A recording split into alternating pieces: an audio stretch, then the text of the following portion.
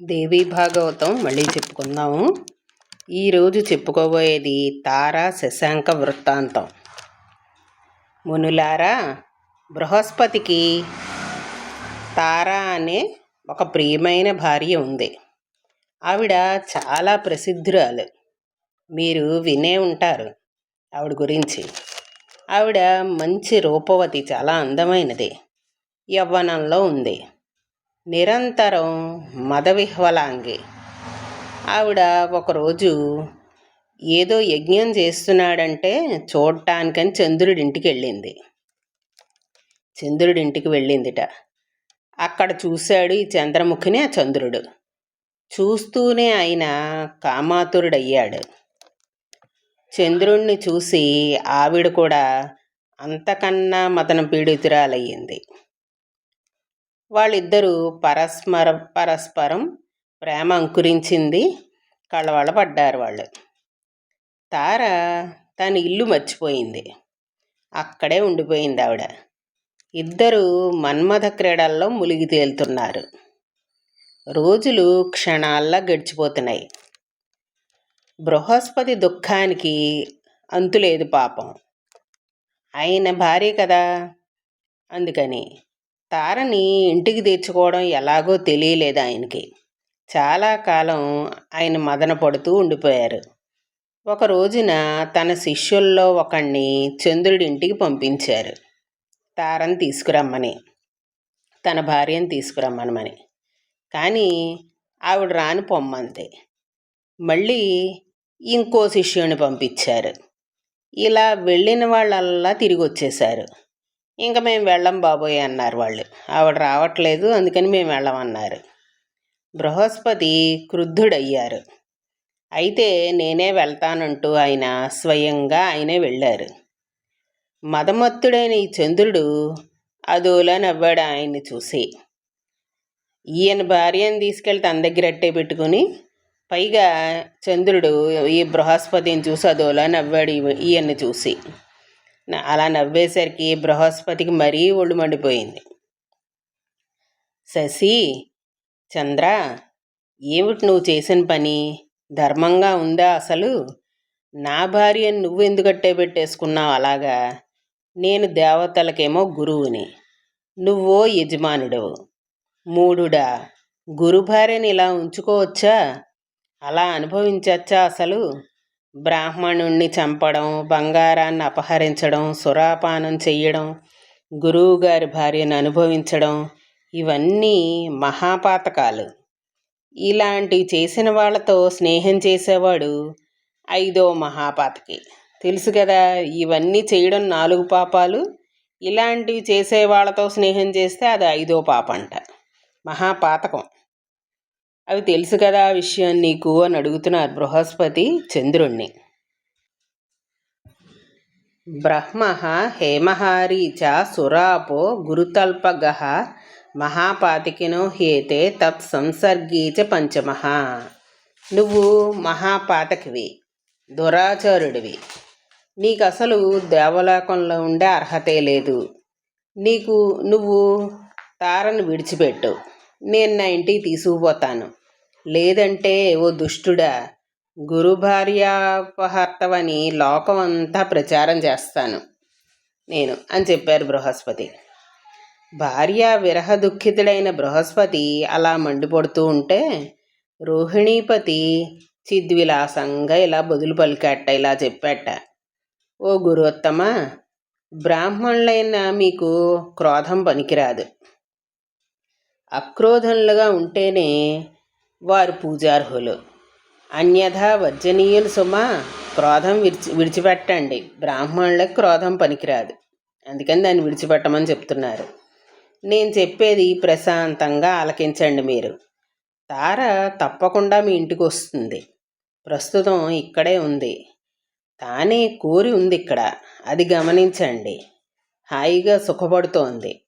కొంతకాలం ఉండనివ్వండి. మీకేమిటిటా లోటు? తర్వాత తనే వస్తుంది మీ ఇంటికి. వెనుకటికి ధర్మశాస్త్ర విషయం ఒకటి మీరే చెప్పారు కదా, నా స్త్రీ దుష్యతి చారేణ నా విప్రో వేదకర్మణ. విప్రుడు చేసిన పాపం వేదవిహిత ప్రాయశ్చిత్తంతో పోతుందని, స్త్రీకి పరపురుష సంగమ దోషం ఋతుస్రావంతో అంతరిస్తుందనిను అని చెప్పాడు చంద్రుడు. చెప్పేసరికి ఊహించని జవాబుకి బృహస్పతికి తల తిరిగిపోయింది.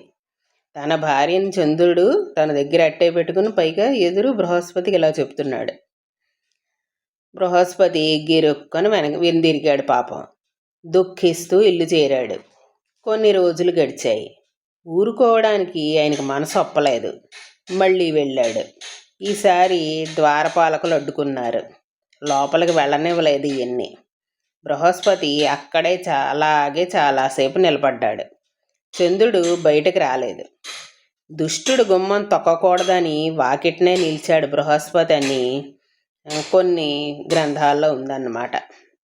వాడు దుష్టుడు కాబట్టి వాడు గుమ్మం తొక్కకూడదని గుమ్మంలోనే నిల్చున్నట్టే బృహస్పతి కోపం ఇంకా వశం తెప్పింది. వీడు నాకు శిష్యుడు, నా భార్య వీడికి తల్లితో సమానం, ఇంత అధర్మానికి ఒడికట్టిన వీడిని శిక్షించి తీరాలి అనుకున్నాడు. వాకిట్లోనే నిలబడి గట్టిగా అరుపులు లంకించుకున్నారు. ఎవరు? బృహస్పతి. బుద్ధిహీనుడా, పాపాత్ముడా, సురాధమా, ఏమీ ఎరగనట్టు కొంపలో పడుకుని హాయిగా నిద్రపోతున్నావా? రా, బయటికి రా, మర్యాదగా నా భార్యను నాకు వెంటనే అప్పగించు, లేదా నిన్ను శపిస్తాను, భస్మం చేసేస్తాను అన్నారు బృహస్పతి. ఇలాగంటూ ఆయన పెడబొబ్బలు పెడుతున్నారు. ఇంకా ఇలాంటివే క్రూరంగా దుర్భాషలాడారు. లోపల ఎక్కడో ఉన్న చంద్రుడికి మాటలు వినిపించాయి. గబగబా యువతలకు వచ్చాడు. వచ్చి మళ్ళీ అదే నవ్వు, అదే వరుస. బృహస్పతి, ఏమిటి ఎక్కువగా మాట్లాడుతున్నావు? సర్వలక్షణ సంయుత, అందాల భరిణ తార నీకు భార్య ఏమిటి అసలు? నీకు తగిన ఒక కురూపినైనా ఏర్పాటు చేసుకో. నీలాంటి బిచ్చగాడి ఇంట్లో ఇలాంటి సుందరీమణి ఉండకూడదు.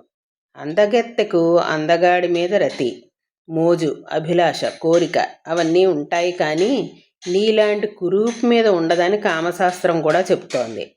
మూర్ఖుడా, తెలుసుకో, నీకు దిక్కున్న చోట చెప్పుకో. ఈ కామినీ మణిని మాత్రం ఇవ్వను. కామార్తుడివై నువ్విచ్చే శాపం నన్ను ఏమీ చెయ్యలేదు. పో, నీ ఇష్టం వచ్చింది చేసుకో అన్నాడు చంద్రుడు బృహస్పతిని. చంద్రుడు ఇలా తిరగబడేసరికి బృహస్పతి అవాక్కైపోయారు. రొసరొస నడుచుకుంటూ ఇంద్రుడి ఇంటికి వెళ్ళారు. గురువుగారి వాలకం చూస్తూనే ఏదో జరిగిందని సచీపతి గ్రహించారు. ఇంద్రుడు గ్రహించారన్నమాట. అర్ఘ్యపాద్యాదులతోటి యథావిధిగా మర్యాదలన్నీ జరిపారు. కుశల ప్రశ్నలు వేశారు. గురుత్తమ, మీరు దుఃఖితులే కనపడుతున్నారు నాకు. కారణం ఏమిటో చెప్పండి. మిమ్మల్ని ఎవరైనా అవమానించారా? నా రాజ్యంలో నా గురువుకు అవమానం చేసేటంతటి వారు ఎవరుంటారు అసలు? దిక్పాలకులతో సహా నా సైన్యం అంతా మీ చెప్పు చేతల్లో ఉండేదే కదా. త్రిమూర్తులు కూడా మీ వెంట ఉండేవారే, మీకు సహాయకులే. చెప్పండి, మీకు వచ్చిన కష్టం ఏమిటో, ఇబ్బంది ఏమిటో తెలియచేయండి అన్నాడు ఇంద్రుడు బృహస్పతిని. దేవేంద్ర, నా భార్య తారని చంద్రుడు అపహరించాడు. ఎన్నిసార్లు అడిగినా, ఎంత బతిమాలినా దుష్టుడు ఇవ్వడం లేదు. ఏం చెయ్యను? అవమానము, దుఃఖము భరించలేక నిన్నిలా శరణు వేడుతున్నాను. దయచేసి నువ్వు కల్పించుకో, నాకు సహాయం చెయ్యి అన్నారు బృహస్పతి ఇంద్రుణ్ణి. గురువర్య, మీరు ధర్మజ్ఞులు, సువ్రతులు, మీరు దుఃఖించకండి. నేను మీ దాసుణ్ణి. సహాయం చేయడం నా విధి. మీ భార్యని మీకు అప్పచెప్తాను. ఇప్పుడే చంద్రుడి దగ్గరికి దూతను పంపుతాను.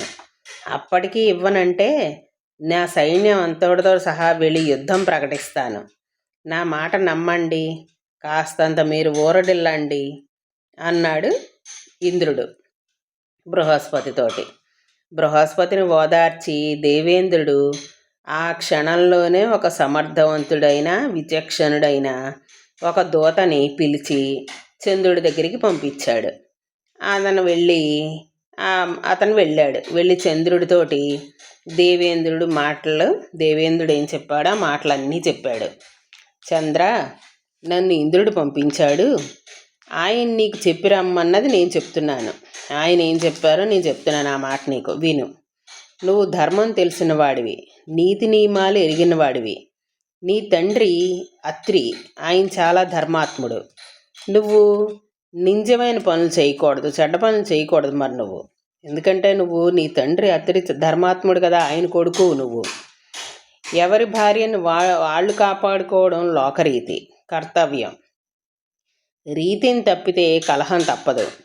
నీ భార్యను కాపాడుకోవడంలో నువ్వెలా శ్రద్ధ వహిస్తావో, యత్నపరుడివై ఉంటావో, బృహస్పతి కూడా అలాగే ఆత్మవత్ సర్వభూతాని అనే మాటను గుర్తు చేసుకో. ఒక్కసారి ప్రశాంతంగా ఆలోచించు. దక్ష ప్రజాపతి కూతుళ్ళు 28 మంది నీకు భార్యలుగా ఉన్నారు. చాలలేదా నీకు? గురుపత్ని కూడా కావాల్సి వచ్చిందా? అంతగా కావాల్సి వస్తే అందచందాలకు, శృంగార విలాసాలకు పెట్టింది పేరైన మేనకాది అప్సరసలున్నారు. వాళ్ళతోటి స్వేచ్ఛగా అనుభవించు. అంతేకాని ఈ గురుపత్నిని మాత్రం విడిచిపెట్టు. నీలాంటి వివేకవంతులు, అధికారులు అహంకరించి ఇలా జుగుప్సితమైన పనులు చేశారనుకో, అజ్ఞులకు అది ఆదర్శం అయ్యి వాళ్ళు కూడా అనుకరిస్తారు. మిగిలిన వాళ్ళందరూ కూడా నిన్ను అనుకరిస్తారు ఇలాంటి పనులు చేస్తే. అప్పుడు సమాజం ఏమైపోతుంది? ధర్మం మంట కలిసిపోతుంది కదా. అందుచేత ఓ చంద్ర, గురుపత్నిని వెంటనే విడిచిపెట్టు. నీ కారణంగా దేవతలకు కలహం జరగకుండా చూడు. దూత చెప్పిన ఇంద్ర సందేశాన్ని ఈ చంద్రుడు శ్రద్ధగా ఆలకించాడు. కానీ పెడచెవిన పెట్టాడు. కొంచెం కోపావిష్టుడు కూడా అయ్యాడు. ప్రతి సందేశం పంపించాడు. సరే, నువ్వు వెళ్ళి ఇంద్రుడితోటి ఇలా చెప్పు అని చెప్పి మళ్ళీ ఈయన సందేశం పంపించాడు చంద్రుడు. దేవేంద్ర, నువ్వు సర్వధర్మజ్ఞుడివి, దేవతలకు స్వయంగా అధిపతివి. నీ పురోహితుడు కూడా అంతటివాడే. మీ ఇద్దరి మతి ఒక్కలాగానే ఉంది. ఎదుటివారికి నీతులు చెప్పడంలో అందరూ ఘనాపాట్లే. తన దాకా వస్తే మాత్రం అందరే. చెప్పింది చేసేవాడు కలికానికైనా కనపడ్డావు. శతక్రతు బార్హస్పత్యుడు రచించిన ధర్మశాస్త్రం ఒకటి ఉంది. ఒకసారి దాన్ని పరిశీలించు. నేను చేసిన పనిలో తప్పే ఉందో తెలుస్తుంది. నన్ను కామించిన స్త్రీని నేను అనుభవిస్తున్నాను. ఆవిడ నన్ను ఇష్టపడింది, అందుకని నేను ఆవిడని అనుభవిస్తున్నాను. పైగా బలవంతులకి ఏదైనా స్వకీయమే, దుర్బలులకి ఏది స్వకీయం కానేరదు. స్వీయ పరకీయ అంటూ గీతలు గీసుకోవడం బుద్ధిహీనలు పెట్టుకునే వట్టి భ్రమలు. తార పూర్తిగా నా పట్ల అనురక్తితోటి ఉంది. ఆవిడ నన్ను ప్రేమిస్తోంది. తార అంతేకాదు, గురుడి పట్ల అంతగానూ విరక్త. గురువుగారు అంటే ఆవిడకి ఇష్టం లేదు. ధర్మం అను, న్యాయం అను అనురక్తను ఎలా విడిచిపెట్టమంటావు? రక్తి ఉన్న చోట కలయిక తప్పదు, విరక్తి ఉన్న చోట విడిపోక తప్పదు. రక్తి ఉన్నరాలతోనే కదా కలయిక, విరక్తురాలతో కుదురుతుందా? ఈ వరారోహను విడిచిపెట్టను, బృహస్పతికి అప్పగించను. సహస్రాక్ష, ఓ ఇంద్ర, నువ్వు అధీశ్వరుడివి. నీ ఇష్టం, ఏది చెయ్యాలనుకుంటే అది చెయ్యి. నువ్వు దూత వెళ్ళు ఇలాగని చెప్పు అని చెప్పి ఆ దూతకి చంద్రుడు చెప్పాడు. నువ్వు వెళ్ళి ఇంద్రుడికి ఇలా చెప్పు, నేను చెప్పానని.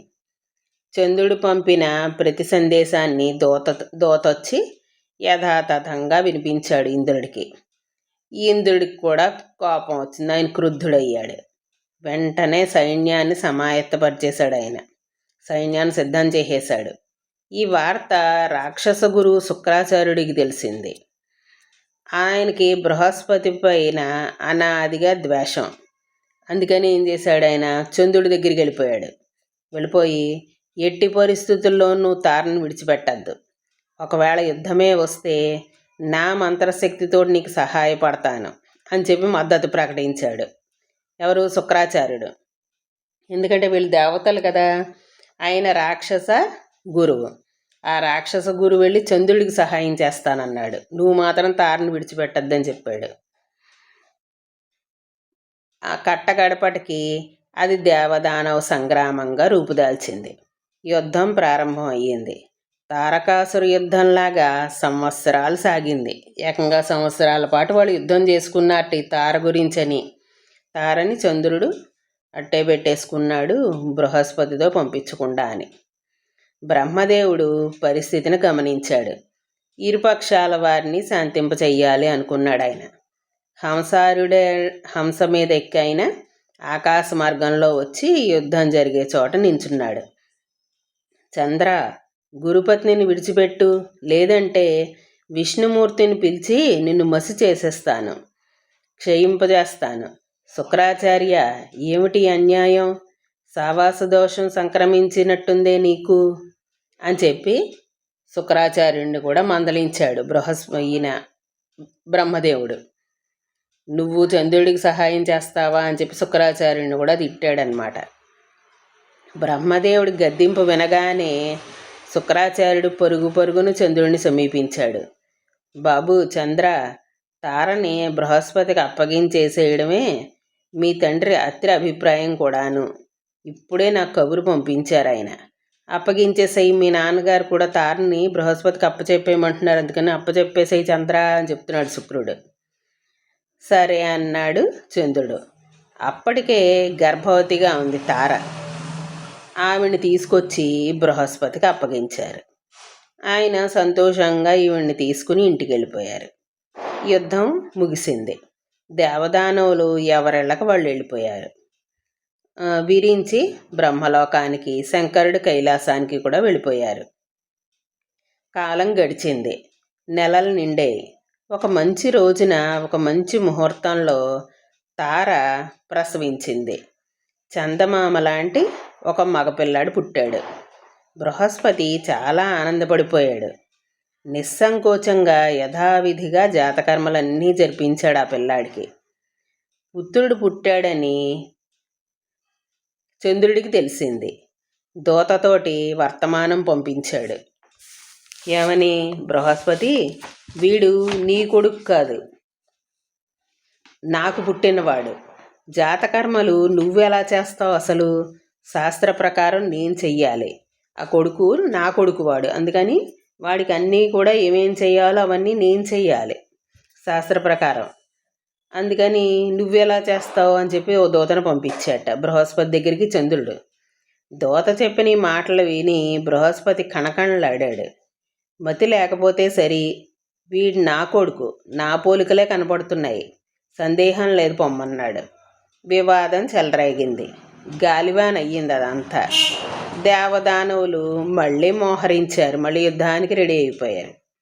శాంతికాముకుడై చతుర్వదనుడు స్వయంగా మళ్ళీ వచ్చాడు. మళ్ళీ బ్రహ్మదేవుడు వచ్చాడు.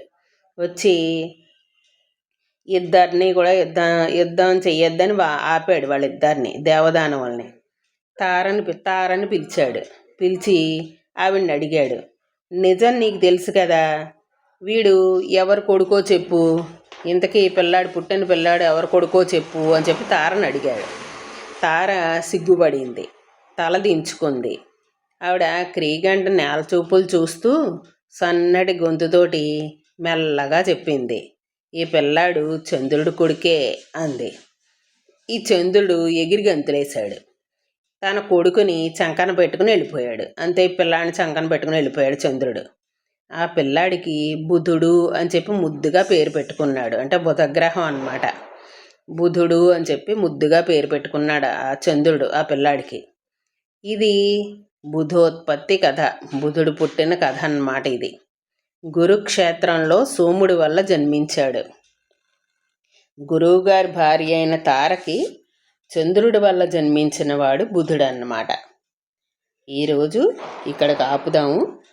తర్వాత ఊర్వశి పురూరవ వృత్తాంతం, అది తరువాత భాగంలో చూద్దాము. ఓం శ్రీమాత్రే నమః.